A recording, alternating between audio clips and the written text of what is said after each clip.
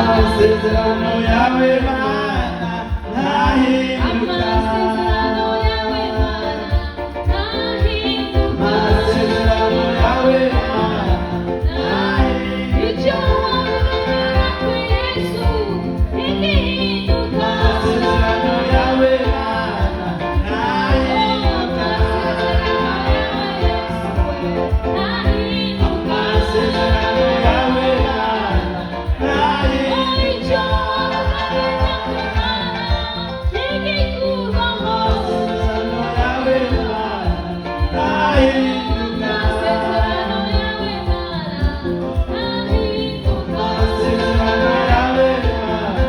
ntahinduka, amasezerano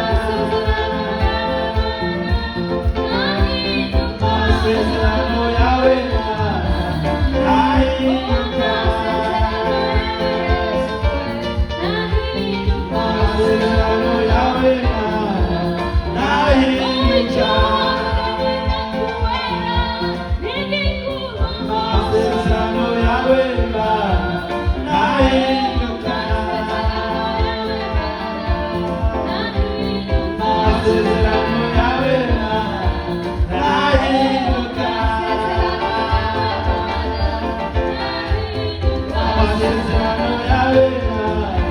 ntahinduka, amasezerano yawe Hallelujah. Amen. Hallelujah. Amen. Amasezerano y'Imana tahinduka. Promises of the Lord will never change or cannot be changed. Ndashimiye Imana yo mu ijuru. I thank the Lord in heaven Impaye umwanya mwiza ngo ndayishingire who nawe. has given me a good time so that I can Impaye testify. umwanya ngo He ndayivuge. has given me time so that I can talk about Him. Ngomba kubabwira uko amasezerano y'Imana ameze. I want to tell you how promises of the Lord are. Narabisezeranye hano igenero nk'aya majambo. I promised you this last time Ko Imana impaye amajambo. that God has given me words. Ndashima Imana ko yashingiye intahe ntanayavuga. And I thank God because He has already testified about Ariko this navugiye word. nkangiyaronse ntariko ndigisha. Navugiye nkangiyaronse ntariko ndigisha. And I spoke about these words when I received it when I was here and I wasn't teaching. Mutama yatwigishe kenshi ku masezerano y'Imana. A senior pastor taught us a lot about the promises of the Lord. Pastor Ezekiel yarakoze ko amasezerano nyene. Pastor Ezekiel talked about promises of the Lord as well. Wiyumviye umwana w'umuntu womenga ucurondera ibindi. When you think about it as a human being, you think that you may want to pursue Ariko or look for ngiye something else. kwigisha aya majambo But when you are about to teach about these words, nk'uko nama niyigisha as I regularly teach, nzoyigisha inshuro zirenga zitatu. I'll teach about this word more than 3 times. Hallelujah. Amen. Naho bazovuga akavuga ibyo nyene sinzohagarika. Even if someone comes here and talks about the same thing, I will not stop. Kuko ari igihe cyavyo. Because it is a time. Hallelujah. Amen. Ikintu cyose gifite umwanya wayo. Everything has got its own time. Nkunda kwigisha kwihana. I like it to teach about repentance. Aherutse nabigishije ko ibyabaye ku bise byatwereye akarorero. Last time I talked about what happened. Ibyabaye ku bise byatwereye akarorero. What happened to people of Israel is a good example for us. Ndababwira ibigatanya 12. And I talked about the 12 giants. Ngomba kubereka ukuntu byabananije kwinjira hari i Kanani. How that was a big problem for the people of Israel. None naho to nje enter ku Canaan. masezerano y'Imana. Now we are talking about the promises of the Lord. Dusome Abaheburayo Let's read the book of Hebrews, igice cy'icenda chapter 9, ku murongo wa 15 verse 15 and 16. Nsabe uri kuri screen ashiko slide nateguye. Let me ask you, someone who is on the projector, to put what I have prepared. The last slide. The last slide. Please. Abaheburayo igice cy'icenda Book of Hebrews, chapter 9, umurongo wa 15 verse 15 na 16. and 16. ndasoma mu izina rya Yesu Want me Kristo. to read in the name of Jesus. Nicyo gituma aba umuhuza ahesha isezerano risha kugira ngo abahamagawe bahabwe umwandu udashira w'isezerano bitewe nuko habaye urupfu rucungura abacumuye bakiganzwa n'isezerano rya mbere. Kuko icyete kiragikiri hakwiye rwose yuko urupfu rwaraze ruseruka. Amen. Amen. Dusomere mu Cyongereza. Let me read in English. For this reason, Christ is the mediator of the new covenant, that those who are called may receive the promised eternal inheritance, now that he has died as a ransom to set them free from the sins committed under the first covenant. 16. In the case of a will, it is necessary to prove the death of the one who made it. Amen. Tuvuge ngo amen. Let's all say amen. Ijambo isezerano wasanze mu Cyongereza ryitwa gute? A promise. Nta handi wasanze kiye? Covenant. Niryo ryongo dukoresha. Amen. Bwana asifiwe sana. Amen. Ngoma ndabwire igisiguro y'amajambo isezerano. I'm going to explain what a covenant is. Ikirundi kirakenye mwese murabizi. The Kirundi language is poor, you know that. Iryo jambo isezerano rifise nk'isobanuro zitandukanye zirenga 10. Covenant has more than 10 meanings.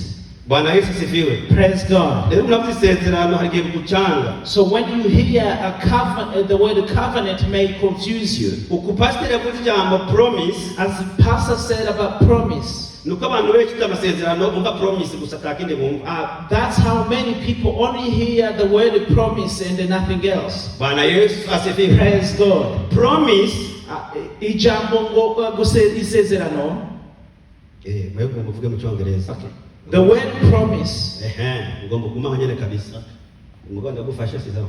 No problem.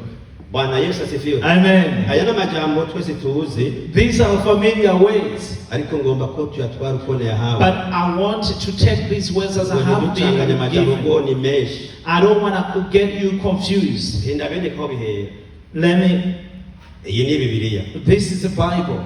Isezerano rya kera n'isezerano rishya. Has a new and old covenant. Yohani Testament. A New Testament. Wabingena byamaze guhinduka.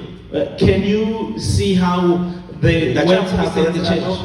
Makavuge Testament. But I'm talking about promise, but he's saying talking about Isezerano Testament. rya kera Old n'isezerano rishya. Testament and the New Testament. Ibi rero nzobijamo neza nitonze. So I will go through these words slowly, Amasezerano iyo mu isezerano rya kera so that the Old Testament mvuge isezerano rishya. and explain about the New Testament. Ntashika ku isezerano rishya uno munsi. If I don't talk about the New Testament today, Ariko twamaze kubona ko hari umuhuza. we have already seen that there is a mediator, Ariwe Yesu Kristo. who is Jesus Christ, Kandi ko yapfuye. and he died.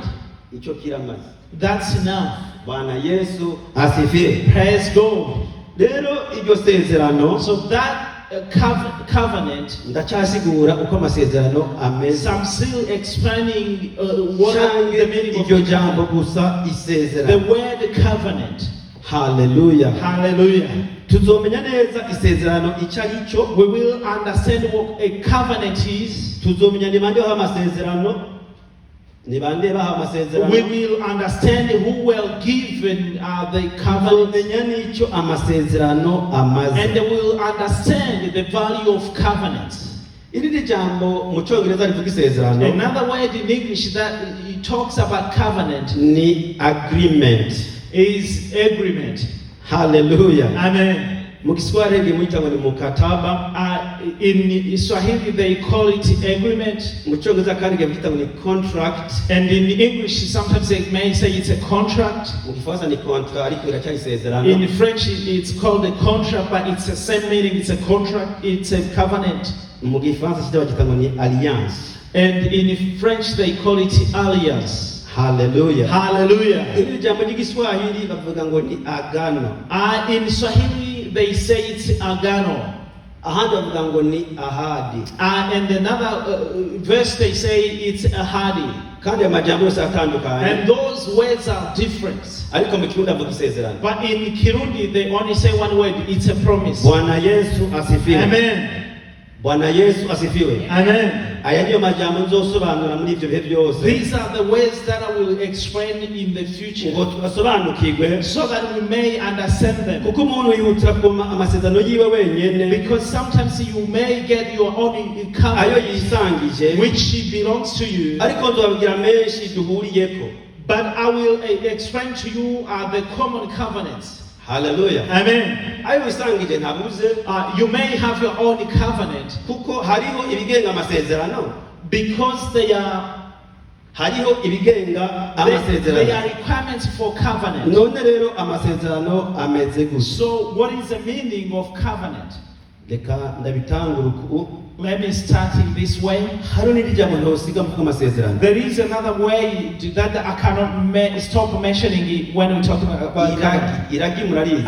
A will or inheritance. Hajya harimo amasezerano. There is a covenant. Hamwe dukunda yuko umuntu ubwiwe ibyo uzohabwa n'ibyo uzoroha. And that you get told to what you will inherit. Ariko iragi ryo rigira agaciro. But the inheritance has more value Iyo wabivuze yapfuye. when somebody who has written it or has passed away. Adapfuye ntacyo bikumariye. If that person is yet to pass away, it has no Nicyo value. gituma abantu badakijijwe. Which is why people who are yet to be saved, Iri jambo amasezerano bigatera ikibazo. this word covenant is a problem for them. Mbere abantu nk'abo mu kwisi baragwiriye. And there are so many people on this word. Umutama aba yitungiye. An old man may be rich, Abana bakabona ko satunze. and the children will see that their father is rich, Bakanga kwiga no gukora akazi. and they refuse to go to school and the word, Baraba ibyase. and they are keeping their eyes on his Bakifuza ko possessions. yopfa ngo babitore. They wish him to die so that they can receive their inheritance. Si uko bikwiye kumera. That's not what's supposed to happen. Ariko mu isi ya none ni uko bimeze. But that's what happens in this world. Bwana Yesu asifiwe. Praise God. Irindi jambo rizotuma tutahura neza amasezerano Another word that will help you to understand that what covenant is ni jambo urugo. the word house. Of Urugo ngo bakuvuga indoa. when I say house, I'm talking about marriage. Bwana asifiwe sana. Amen. Ari ngebeje gusoma. Let's read. Bwana Yesu asifiwe sana. Amen. Duhere ku isezerano ry'umuntu n'ubundi. Let's start from a covenant between two people. Hama tuje kuvuga ku masezerano y'Imana n'abantu. And then we'll talk about covenant between God and people. Tuzohera aho dukora urugendo And then we'll start from there, continue this journey kuva kuri Adamu. from Adam. Nzabwire amasezerano 15 akomeye ari mu Bibiliya. I will talk about 15 covenants that are written in the Bible. Ariko no musi nabwira abantu batatu gusa bagize amasezerano. But today I will only talk about 3 people. Amasezerano abantu bagiranye n'Imana ariko araba abantu bose natwe turimo. Covenant that were made between God and the 3 people, but these 3 covenants are common to other people as well. Ariko mbere ku masezerano y'abantu n'abandi. Let me start with the covenant between 2 people. Bwana Yesu asifiwe. Amen. Muriko murangurikira. Are you listening to me? Rero isezerano So a covenant, byari umwumvikano hagati y'imigwi ibiri. it was an agreement or a resolution between 2 people, Canke abantu babiri bihaye amategeko or 2 people who have given themselves rules, bagashiraho indahiro ntarengwa. and they make these rules on oath so that they cannot breach them. Bakavugana n'ikizokorwa hamwe hazogira uyarenze. And they say what will happen if anything or for whatever reason anyone does breach those rules, Canke urenze iryo sezerano. or anyone who does break the covenant. Si jambo rigoye hano I have a hard word here. mu Kirundi rikunanira gufasha. Rivuga ngo abakera mu isezerano rya kera bacana amatigu. gucana amatiku nukurahira. Yeah. People in the past, they used to make vows. Bwana Yesu asifiwe. Amen. Ibi byanditse mu Itanguriro 21:31. It's written in the book of Genesis 21:31. Ahavuga Abimeleki na Aburahamu bacana amatiku.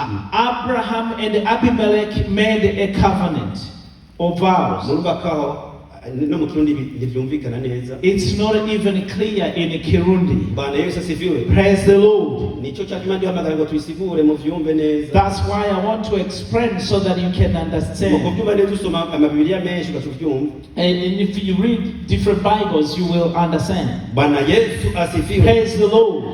Rero nico cyatumye, that is the reason ahita ahantu Berisheba, I called that place Beersheba.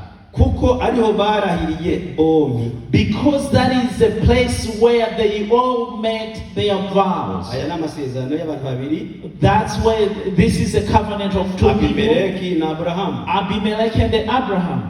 Itanguriro 31:44. Genesis 31:44 havuga ngo says like this. None rero ngo ducane urusagi twe nawe habe icabona hagati yanje nawe. So let's make a vow or a covenant between us so there is a witness between us. Very good. Excellent. Iri jambo mu Kirundi ntinumvikana. This word is not clearly explained in Kirundi. Nakiwamenga leo nilibona karibu yamaze kuisoma kesho. And it appeared to me as a new word, and I have read the Bible so many Iri times. jambo urusagi isigura nyene isezerano. This word means covenant. Bwana Yesu asifiwe. Amen. Nabwiye sinihuta nditonda. I'm not rushing along slowly because I don't have to finish everything, but I will be able to get to because from many years ago, God made different covenants. He had a reason, a purpose, or the purpose which is for the reason why we are here today. And I told you last time that after this new covenant, there is no other covenant that will come. What makes it hard for people say we are in the new covenant and they don't know what covenant is, and they are not living in the covenant, and they are not doing what the new covenant is, and they are saying we are living in it. May God be praised. That's where I will go. God be glorified. And this word gives me great joy. Samuel wa mbere 18:34. First Samuel 1:3-4. Samuel wa mbere 18. First Samuel 18:3-4. Ngore mutama amfashe gusoma. I'm going to ask our senior pastor to read it for me. Ndagifise ushobora kumfasha.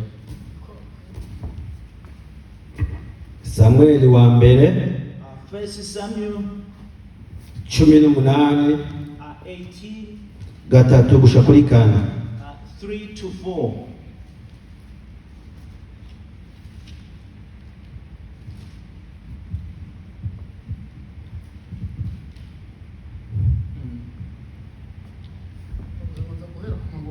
Gatatu kuri 4.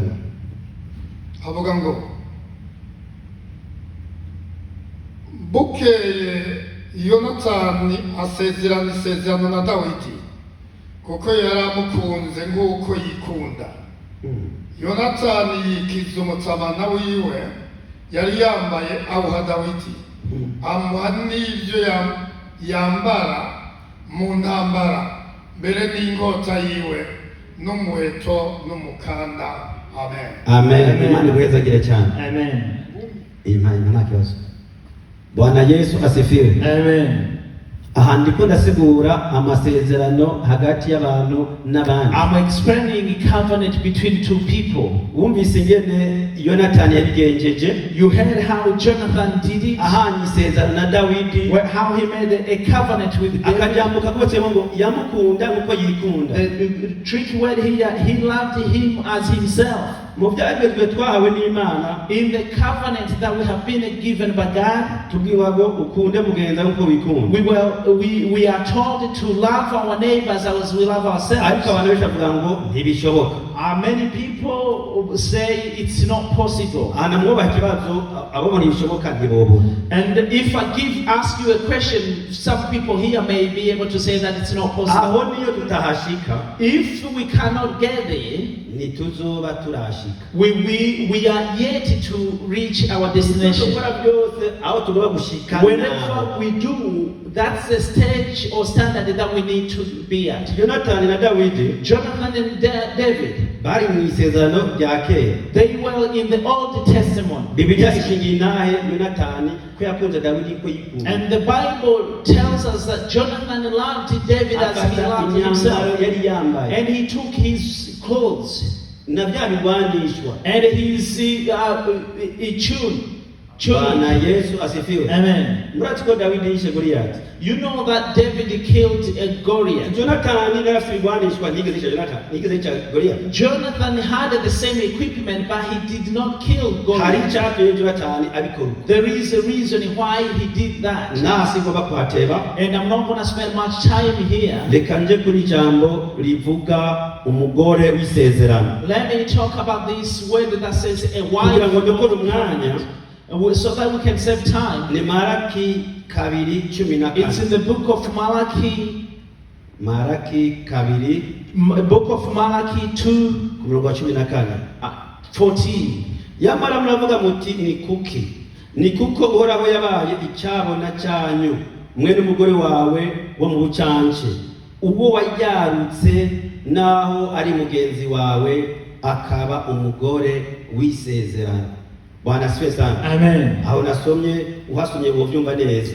If you read this chapter, you can understand it. Ayijambo ngomba mvuga ngo umugore w'isezerano. And the key word here is the wife of promise, of Umugabo covenant. n'umugore bagira isezerano. A wife and husband make a covenant. Kandi kugira ngo abantu babane neza, And in order for people to live together muri well, iryo sezerano umuntu wese agira ibyo ajejwe. in that covenant, everyone has his own Avyononye responsibilities. amasezerano arapfa. If he or she breaches his Mu yindi responsibilities, mvugo, the new covenant is broken. umuntu wese atagariye amasezerano In another language, anyone who is standing with that babana covenant, nabi. they are living really bad. Babane neza If they are married bisobanurwa ko to, bubashe amasezerano. it means that they are respecting Babane their nabi. covenant. If they are not living Harimo well, uwayononye. someone has broken Canke or bose breached bayononye bose. the covenant. All together they have broken the covenant. Bwana Yesu asifiwe. May God be glorified. Bwana Yesu asifiwe. May God be Aya glorified. majambo n'ahari isezerano rya kera These words, even if they are written in the Old Testament, araduhumura amaso. they open your eyes. Muri iri sezerano rya kera nyene rero In the Old Testament, harimo amasezerano menshi. they are different or many covenants. Reka mvuge makeya natwe aturaba. Let me talk about the few that concern us, Ndavuge no mu ncamake. and I will summarize them. Ngomba kuvuga amasezerano y'Imana n'abantu. I want to talk about the covenants of God and His people.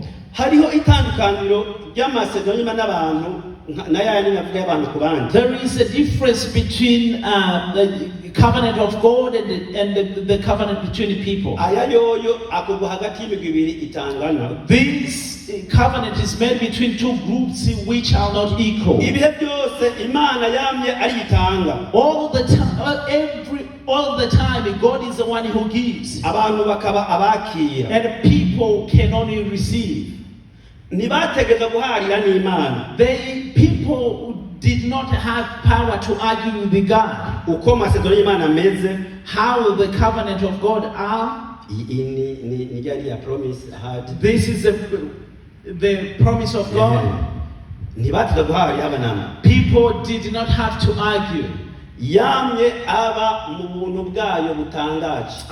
Promises were made in a special way which is different from everything else. Ngo batudomeko mu buntu In the grace, bw'Imana the grace of God, butangaje. that is amazing. Oh, Haleluya. amen. Ngomba ko tudoma ko nyene. I want to pinpoint the word. Bwana Yesu asifiwe. Praise God. Abantu nta kindi kintu kimwe basabwa People were not required to do anything. atari kwakira ubuntu It's only receiving the grace n'ivyo Imana ivuze. and what God is saying. Ibi biranezera abantu benshi kwa That makes so many people happy.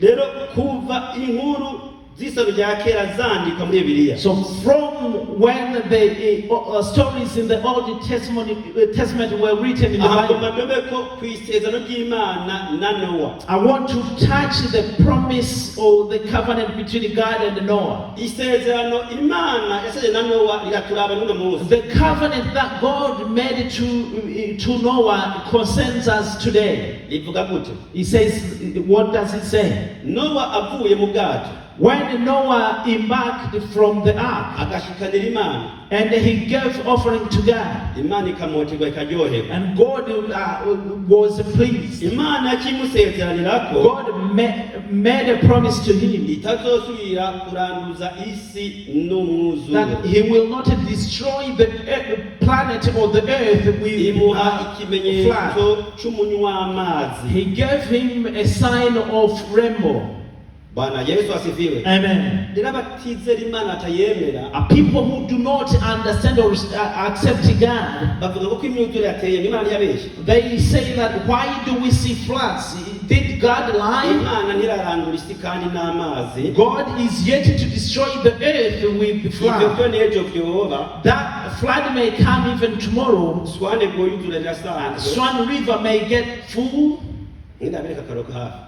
Let me give you a quick Abantu example. mwize muri cyo bita global warming. People who went to school, you know the meaning of global warming. Amazi azoduga. Water, sea levels will Ibisagara rise. biri hafi y'amaoseya. Cities that are built closer or to the coast. Abaresearchers bari bati kiniki. Experts say it can measure Amazi this and aduga that. n'imetero 4 gusa. If water can rise to 4 Muri Afurika meters, byarabaye muri Seru. it happened in Africa a few days ago. A tsunami. Ntabwo ari Imana irarandura isi n'amazi. It's not God who is destroying the earth with water. Twabwiye ko hazotera ibiza byinshi mbere We y'Ejo. heard that there will be so many disasters before Ibyo God birimo na comes. za corona zirimo. And among those disasters, even corona is N'abantu tuzi ko included. Imana izohana abanyabyaha n'umuriro. Even though we understand that God will punish sinners with fire, Inzu imwe ihiye nturaba umuhero. if one house is burnt, it doesn't mean that that's the end of the earth.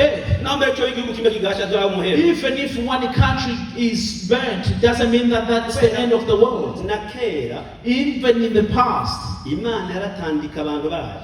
God used it to punish his people. Hakavuma hasigara babiri igosha ko amasezerano And yavuye. only few will be left so that his promise can be Kubera fulfilled. mbona umwanya ugeze. Kubera mbona umwanya ugeze. Because of the time, Ngoma ngori indunduro nzobandariza nyene. let me summarize and then I will continue on this. Bwana Yesu asifiwe. Praise the Lord. Bwana Yesu asifiwe. Praise the Lord. Nariko ndavuga nti I was saying this.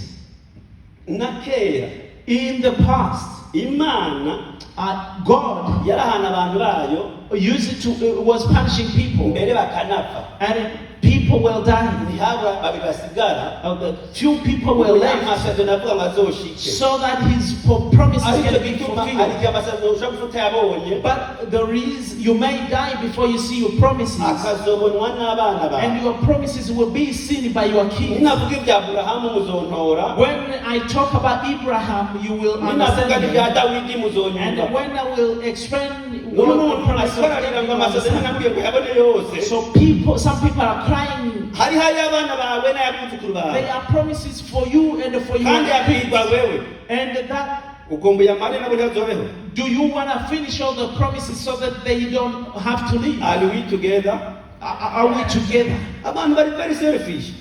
People people are selfish. these ibyo Imana days. yababwiye bagomba byose babitware babiheze What God has spoken about them, they want to ariko receive nasanze amasezerano everything. yanjye harimo n'ay'abana banjye But among my promises, there are ariko promises for my n'abadasenga Imana kids. izogirira neza ko twasenze And there are things that God will do well because because of asenga our agira ngo mani ikigo kitaba n'ikibi some people are praying, God, why does not this happen? your children You are kids. abana bawe You are kids. n'abuzukuru And you are grandkids. Imana yarabavuze ko God has spoken about them as well. nagiye gutangara I was surprised. abisirayeli People of Israel, umunsi umwe one day, bakoze amakosa they made a Imana mistake. igomba kubahonyibwira bose kigomba bahonyibwe nyine bose God wanted to finish kera kugira the ihanga rikomeye and then make you a great Mose nation. avuga ati ntibikunda danse danse danse Moses said, no, it's not possible. I don't accept it. Yesu asifiwe Praise God. Imana ndayitinya ariko bana I fear God. ivutse ikintu kiradawana When He says something will happen, even if bose you don't yabamaze accept it. buke kuko mwumva badafirere He took them, finished them one by hagi one. sinayi mugabo sinayi It's, Niyo the bose mountain bahomeye. is Sinai. That's why many people kandi hagere die. sinayi And on the mountain Sinai. niho abana babo bakuriye And that's where their kids were Mu myaka born mirongo ine. in 40 years. ngo babone kwinjira So that they can be able to enter into the promised land. biraba wanga If God has said something will happen, whether you like it or not, nimuze Imana tuyizere tuyizigire let's come together and accept God and Irahambaye, trust Him. He is great and He lives. bakundwa Imana iriho My dear friends, God lives. abiga za kaminuza bavuga bitandukanye n'ibyo People who go to universities do understand things in nabivugana different n'abantu hari ways. ibintu ugiye muri umunsi wazi bita ngo big bang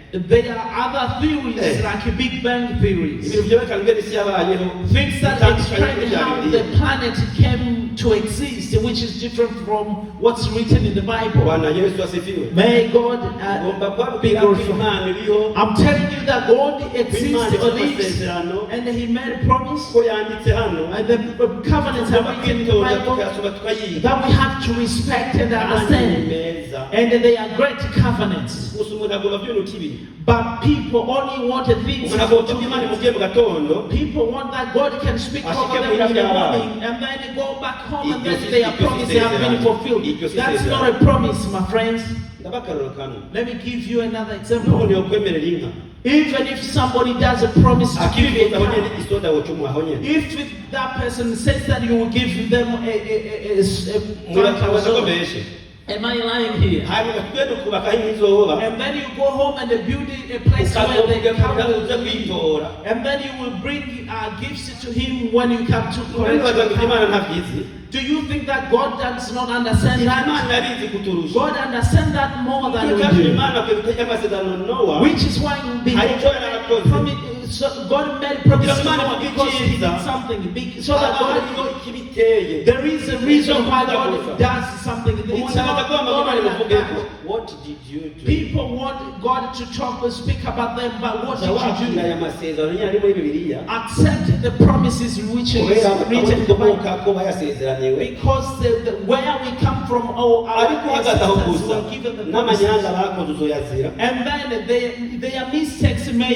impact us as well. kiretse tuze muri Yesu hamwe nasoma Unless we come to Jesus. kandi hano duheza kino kigo And this is where we'll finish this lesson. abumvise amajambo Imana mwese waheza Our people have listened to this word. God bless you. Reka nsenge Imana. Let me pray. sinzi ko hari ukeneye amasengesho I don't know if anyone needs a hari prayer. ukeneye amasengesho Anyone who needs a prayer. hari ufite icyifuzo Anyone who has a prayer hari request. urwaye Anyone who is sick. hari n'ubwo bakwihana Anyone who wants to repent. kuko nikuzi mwese azoza ajyari Because we don't know when Jesus will come. rero mwese ushobora kuwimana I cannot refuse to give that ariyo time. acahaguruka ngaca nsenga If Imana. anyone is here, stand up where you are and then I'll pray. atabona aho ncanda kure umwanya nkasenga If no one is here, then I'll set the time kugira ngo and byose pray, bigende neza so that everything can go ndabona well. muri atanyuma Imana imwumve I see that our sisters here, Amen. God Icha gomba mchele jambo and that's ryayo. what she no needs mu bwizigwa bwayo reka senge and in His faith. mwami wanje Yesu Kristo ndagushimiye kugira neza kwawe manje iri jambo ryawe rivuzwe kuri uyu munsi amasezerano yawe ni meza wavuze ko uzodukiza ndagusengeye ndatahagurutse ikimpagurukanye urakizi, umutabare umurokore, umweze umutunganye, umugire umuntu. Wumva isengesho ryiwe ntatahe uko yaje, atahe yujurijwe, yuje ubuntu bwawe mwami, yumvise ijambo ryawe, none arakwizera kandi arakwizigiye, arazi ko uri umwizigirwa, arazi ko bikomeye. Nanjye mpagaze mu ijambo ryawe mwami, ndamusengeye ngo umugire neza mwami wanjye Yesu Kristo, umuhezagire n'umureke wenyene, umuha amahoro ava mu ijuru mu izina rya Yesu Kristo, maze ubere inyishu, umubere umutabazi, umubere umukiza, umubere umurokozi mu izina rya Yesu. Ibyo adashoboye abironke kubw'ubuntu bwawe bwinshi butangaje, ubuntu bwawe mushikeko, mu buntu bwawe nta kibuzemwo. Ndabizi neza ko mu buntu bwawe hari n'inyishu y'icyo ashaka. Ubuntu bwawe bumubeko mwami mu izina rya Yesu, ubuntu bw'Imana bumubeko, ubuntu bw'Imana bumubeko, ngo abone amahoro y'Imana, ngo atahe anezerewe ashima izina ryawe.